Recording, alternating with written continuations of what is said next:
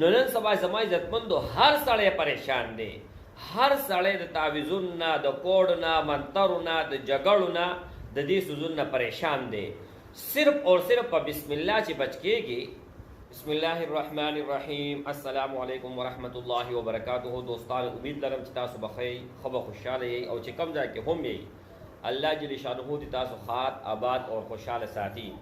زما عزتمندو بسم الله الرحمن الرحیم دا هر چاله ورزي، هر مؤمن مسلمان لورزي، وړوکی لورزي، لوی لورزي.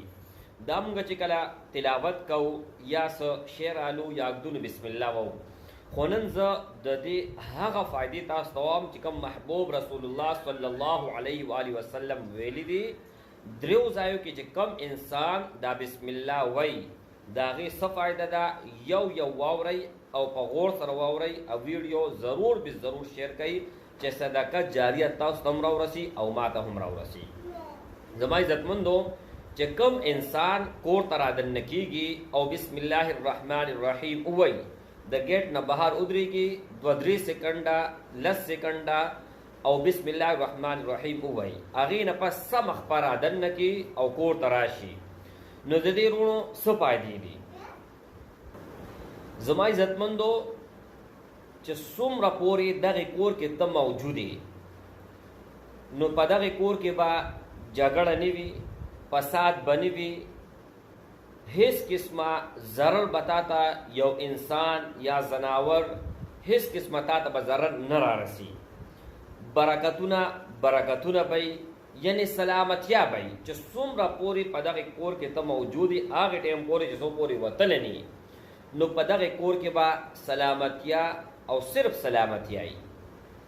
دویمه زما عزتمندو چې کله تاسو بیت الخلا ته ځئ او بسم الله الرحمن الرحیم ووایئ، د هغې نه پس بیا الټخ په وردن نه کوئ، تقاضا وکئ او چې راوځئ څه مخ په رابار کوئ.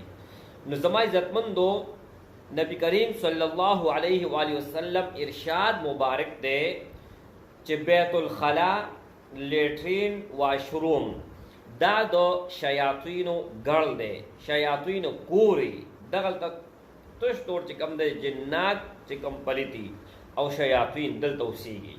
نو زما عزتمندو چې کله تاسو دا دعا ووایئ که نه، بسم الله الرحمن الرحیم دا کلمه ووایئ، وردن نشئ، نو هغوی وتښتي.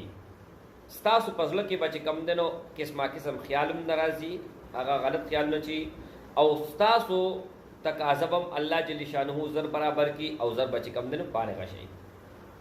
او چې کله زما عزتمندو تاسو کپړې بدلوئ، د کپړه بدلو نه مخکې چې کله اراده وکئ کپړې بدلوئ او هغې نه مخکې تاسو بسم الله الرحمن الرحیم یو پیره ووایئ، نو زما عزتمندو دغه وخت کې شیاطین، دغه وخت کې جنات، سفلی علم، کاله جادو، تور جادو چې ورته وایي که نه، نو دغه وخت اټیک کوي.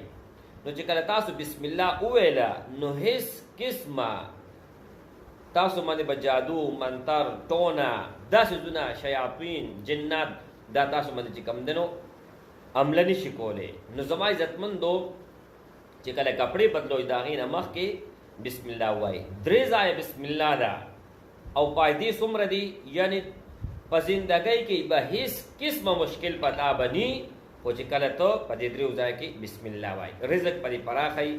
نو نن سبا زما عزتمندو هر سړی پریشان دی، هر سړی د تعویذونو نه، د کوډ نه، منترو نه، د جګړو نه، د دې سوزونو نه پریشان دی. صرف اور صرف په بسم الله چې بچ کېږي. نو ولې یو خو د محبوب رسول الله صلی الله علیه و آله وسلم په سنت مبارکو باندې به عمل وشي. په دې وخت کې یو سنت باندې عمل کول د 100 شهیدانو چې کوم نه برابر دی. یو هغه تاسو فایده وکړه، یعنی د دنیا او د آخرت دواړه فایدې شوي. نو زما عزتمندو نبی کریم صلی الله علیه و آله وسلم فرمایي چې هغه انسان د تر و تازه الله رسول وته دعا کړې ده چې ښه خبره واوري او مخکې چې کوم دی نو بل ته ورسئ. نو زما عزتمندو تاسو ښه خبره واورېده، دا ضرور به ضرور چې کوم دی دا ویډیو شیر کړئ، خپل رای کمنټ بوک کې ضرور به ضرور ووایئ. السلام علیکم ورحمت الله وبرکاته.